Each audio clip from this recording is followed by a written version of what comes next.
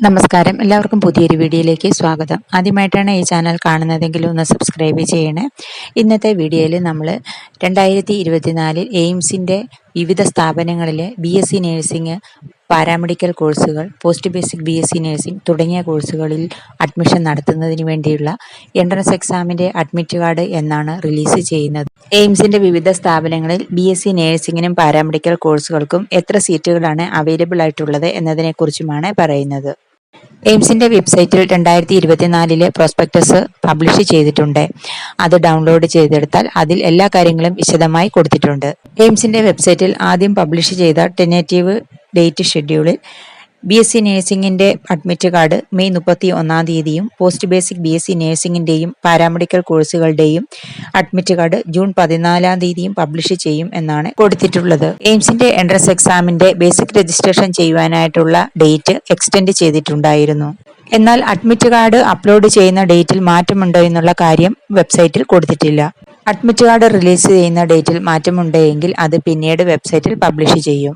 ന്യൂഡൽഹിയിലുള്ള AIIMS കൂടാതെ ഇന്ത്യയിൽ എയിംസിന്റെ സ്ഥാപനങ്ങൾ ഉള്ള മറ്റ് സ്ഥലങ്ങളാണ് സ്ക്രീനിൽ കാണുന്നത്. കൗൺസിലിംഗിന് വേണ്ടി പങ്കെടുക്കുമ്പോൾ നിങ്ങൾക്ക് താല്പര്യമുള്ള ഇൻസ്റ്റിറ്റ്യൂട്ടുകൾ എല്ലാം പ്രയോറിറ്റി അനുസരിച്ച് ഓപ്ഷനായിട്ട് വെക്കുവാൻ സാധിക്കും. പാരാമെഡിക്കൽ കോഴ്സുകളിൽ ഓരോ കോഴ്സിനും കാറ്റഗറി അനുസരിച്ച് ഓരോ സ്ഥലങ്ങളിലും അവൈലബിൾ ആയിട്ടുള്ള സീറ്റുകൾ ആണ് ഇപ്പോൾ സ്ക്രീനിൽ കാണുന്നത്. പാരാമെഡിക്കൽ കോഴ്സുകൾക്ക് എയിംസിന്റെ ഓരോ സ്ഥാപനങ്ങളിലും കാറ്റഗറി അനുസരിച്ച് വ്യത്യസ്ത രീതിയിൽ ആണ് സീറ്റുകൾ തരംതിരിച്ചിരിക്കുന്നത്.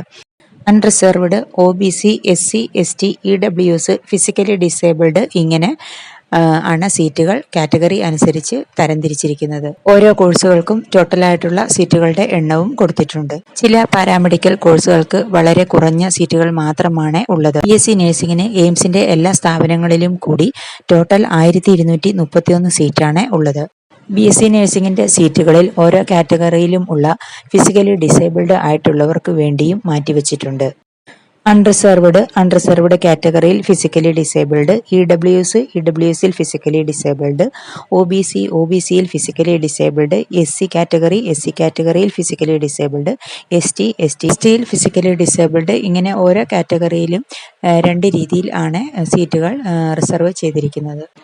ടോട്ടൽ 1231 സീറ്റിൽ അൺറിസർവ്ഡ് കാറ്റഗറിക്ക് 484 സീറ്റ്, അൺറിസർവ്ഡ് കാറ്റഗറിയിൽ ഫിസിക്കലി ഡിസേബിൾഡിന് 23 seat, EWS 117, EWS physically disabled 5 seat, OBC 318, OBC physically disabled 12 seat, SC 170, SCയിൽ ഫിസിക്കലി ഡിസേബിൾഡ് 11 സീറ്റ്, STയിൽ 87 seat, ST physically disabled 4 seat ഇങ്ങനെയാണ് സീറ്റുകൾ ഉള്ളത്.